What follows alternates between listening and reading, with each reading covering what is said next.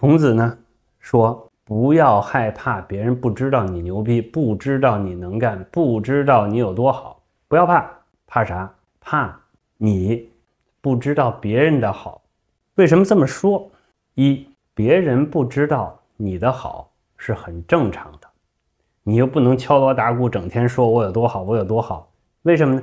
因为你没时间把自己真的变好了。二呢，自己如果是真的好，桃李不言，下自成蹊，酒香不怕巷子深，慢慢周边人就知道了，慢慢100里之外的人就知道了，1000里之外的人就知道了，万里之外的人也会过来找你了。有朋自远方来，所以不患人之不知己，但你要患什么？患不知人。为什么要担心、要忧虑自己不知道别人的好处？一，如果你不知道谁有什么好处，你没法向他们学习了。二，如果你不知道别人有什么好处，你怎么知道自己好呢？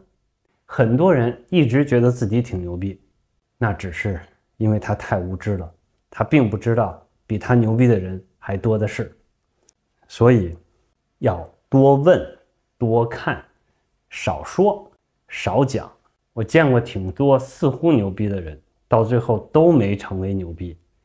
主要的原因就是一，说的太多；二，太自信；三，自信的说了很多知识性的东西，并没有自己的真知灼见，就是一个行走的百科全书，行走的百度，行走的 Google。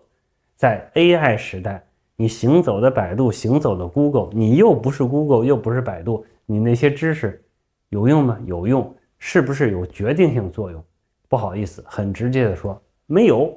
曾子曰：吾日三省吾身，为人谋而不忠乎？与朋友交而不信乎？传不习乎？我不得不说呢，我念了22年的全职学校，6年小学，6年中学，8年医学院，2年商学院。后来在麦肯锡呢，这小10年麦肯锡其实又很像在一个大学里边。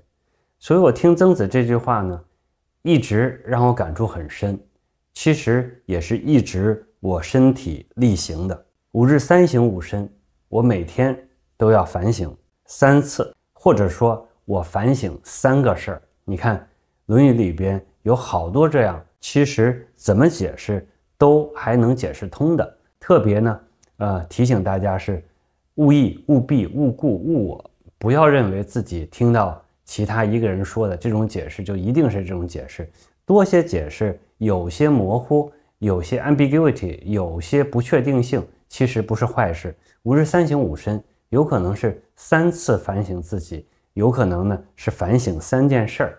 如果是3次反省自己，我想想我是不是这样做的，我至少能保证1次，一天能有1次反省自己，也有3次的时候。现在觉得没有必要3省吾身，没有必要3次反省自己，每天3次都觉得自己有什么地方不好，都在查看自己有什么不好，有点多了。我觉得1次差不多就够了。但是我一直有一个习惯，我觉得养成这个习惯也不错，就是每天花一点时间想想明天要做的事儿，想想这周要做的事儿，想想下周要做的事儿，每天大致想想，花个5分钟10分钟基本上就够了。把明天要做的事稍稍准备准备，把下周要做的事儿，如果明天开始需要准备，那也准备准备。我想这也是3省吾身的一部分。3省吾身对普通人来讲，对绝大多数人来讲有点多了，但是1省吾身再省吾身还是重要的。曾子呢也提了3省吾身，如果用另外一种解法，说是反省自己3件事儿。这3件事儿是什么呢？第一，为人谋而不忠乎？就你给别人出主意，给别人做咨询，给别人做顾问，给别人提意见，给别人提供信息，你是不是有一颗忠心？也就是说是对人家好的，说的是实话，是发自内心的，而没有说假话，还是蛮重要的。你为别人出主意，跟别人交往，不能总想着自己，不能总想着骗人，不能总想着说，占人一些便宜。我觉得这是不对的。你既然为别人谋，收了别人的相关的钱，收了别人相关的好处，那就要为人尽心尽力尽职尽责。第二件事是与朋友交而不信乎。和朋友交往，你有没有诚信？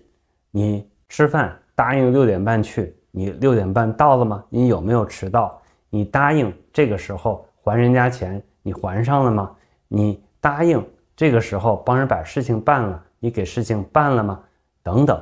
不轻易许诺别人，但是许诺了最好还是要做到。跟朋友交要有信用。最后一个，传不习乎？说白了就是老师辛辛苦苦教你点东西，你有没有练习，有没有温习，有没有复习？看上去上述3件事都不难，看上去每天1醒5申、2醒5申、3醒5申，每次醒都醒这3件事也不难。为人谋忠不忠，与朋友交信不信，传给我一点东西，我有没有好好学习复习？其实并不难。但是如果你真是做了10年、20年、30年，你会发现你会成为一个不一样的人。能做到的，能10年、20年、30年这么做的人并不多。如果你10年、20年、30年这么做，很有可能你只有3流的天赋，你可以做出1流的工作成绩，也有可能获得1流的智慧。听上去不错，但是不是这么做就一点副作用没有呢？不是的。我可以很负责的对各位说，也可以很负责的对自己说，5日3醒5申，每天我有可能没有3醒，但至少是1醒，有时候还会2醒、3醒、4醒、5醒，想的也几乎是这3件事儿。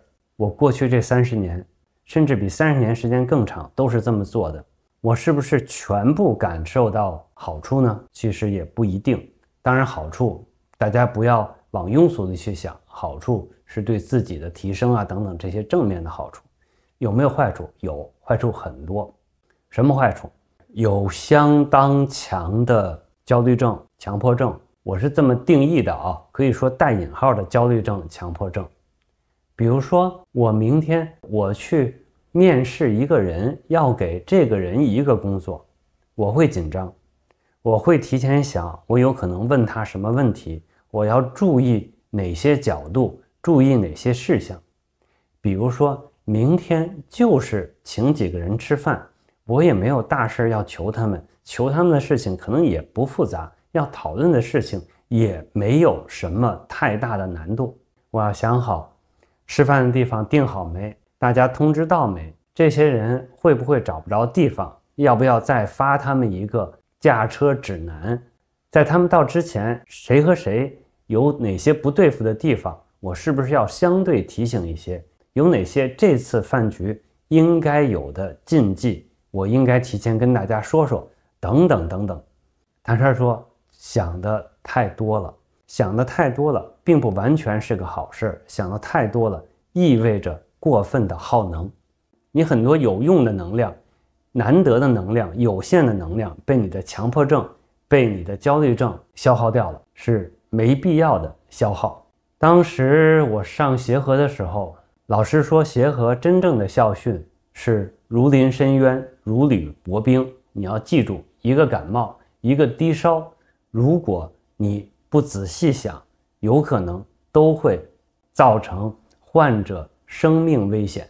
在这么一种言传身教下呢，焦虑症、强迫症是难免的。时间长了，形成习惯之后，有可能平均耗能会减少，但是的确会有些能量莫名其妙的耗掉。如临深渊，如履薄冰，简称临深履薄。如果一辈子临深履薄，大家设身处地想一想，整天都是如临深渊，如履薄冰，整天都是3醒5申，这辈子都这么过的，也有点可怜。怎么办？怎么能减少这种副作用？说实在话，我不知道，我直觉是减少不了。如果已经形成了这么多的习惯，这么长时间都身体力行了，很难把这些习惯解除，你就是这样人了。30岁以后的成年人很难彻底改变他的习惯，但有没有相对好的方式能够缓解一下？对我来说有的，一跟3、4个特别熟的心性很好的朋友喝酒。第二，跑跑步，每周2次、3次，1次10公里，跑跑放松了也就忘了。第三，认命，接着往下干，每日3行5申，临深履薄，如临深渊，如履薄冰。这就是曾子跟我们说的5日3行5申，我的解读。